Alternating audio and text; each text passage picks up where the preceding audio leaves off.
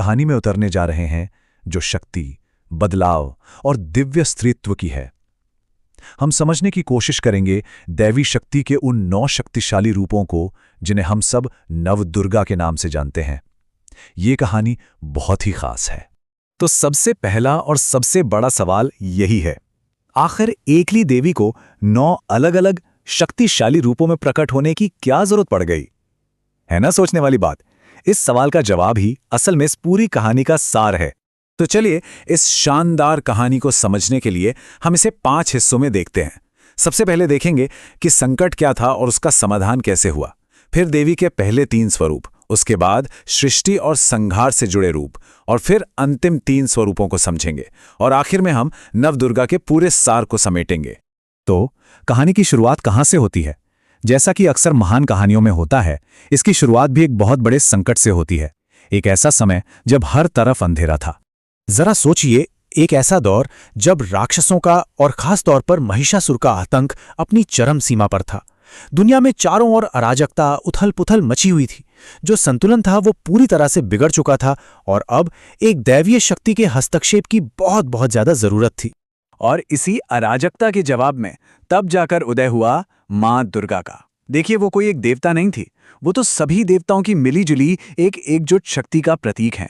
एक ऐसा शक्तिशाली स्वरूप जिनका अवतार ही हुआ था बुराई को जड़ से खत्म करने और ब्रह्मांड के संतुलन यानी धर्म की रक्षा करने के लिए। तो ठीक है, ये तो समझ आ गया कि ये एकजुट शक्ति प्रकट हुई। पर अब सवाल ये है कि ये शक्ति अलग अलग रूपों में कैसे सामने आई।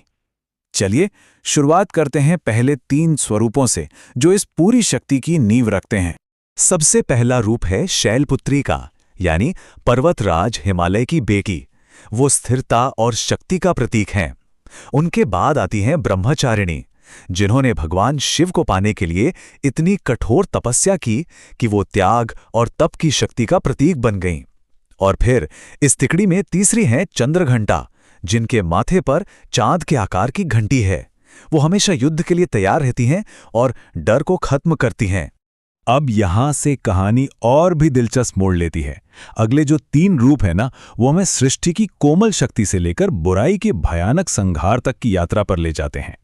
तो अगला रूप है कूष्मांडा का।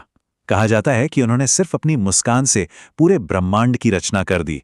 वो सृष्टि की जननी है। उनके बाद आती हैं स्कंद माता, भगवान कार्तिकेय की मां, जो मातृत्व और करुणा का सबसे बड़ा प्रतीक है। और फिर आती हैं कात्यायनी। इनका जन्म ऋषि कात्यायन की तपस्या से हुआ और यही वो रूप है जो अब सीधे सीधे बुराई से टकराएगा। और बस यहीं पर कहानी का सबसे बड़ा, सबसे निर्णायक मोड़ आता है। कात्यायनी ही वो स्वरूप है जिन्होंने उस राक्षस महिषासुर का वध किया था। देवी का ये रूप सीधे तौर पर उस संकट का समाधान है जिसकी वजह से ये पूरी कहानी शुरू हुई थी। लेकिन रुकिए, महिषासुर के वध के साथ ही कहानी खत्म नहीं हो जाती। बिल्कुल नहीं। अब हम आगे बढ़ते हैं अंतिम और शायद सबसे तीव्र स्वरूपों की ओर, जो शक्ति के परम शिखर को दिखाते हैं। देखिए, ये जो आखिरी 3 रूप है ना, ये शक्ति के चरम विरोधाभास को दिखाते हैं।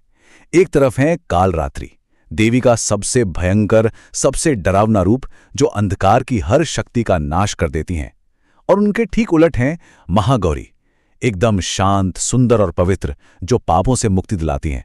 और इन सब के बाद अंत में आती हैं सिद्धिदात्री, जो सभी सिद्धियों की दाता हैं, यानी हर तरह की सफलता और शक्ति वही प्रदान करती हैं।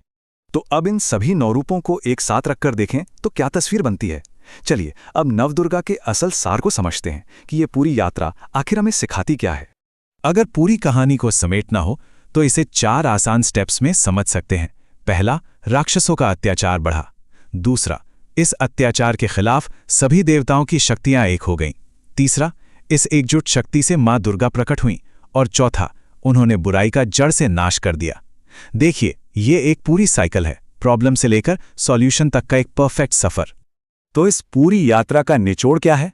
पहली बात, हर रूप की अपनी एक खास कहानी है और अपनी एक अलग शक्ति।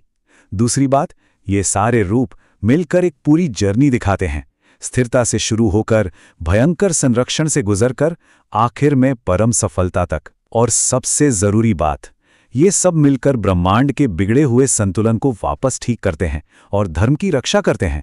तो ये थी नवदुर्गा के 9 रूपों की कहानी, एक कहानी जो हमें शक्ति के अलग अलग चेहरों से मिलाती है। और ये कहानी हमें एक बहुत बड़े सवाल के साथ छोड़ जाती है।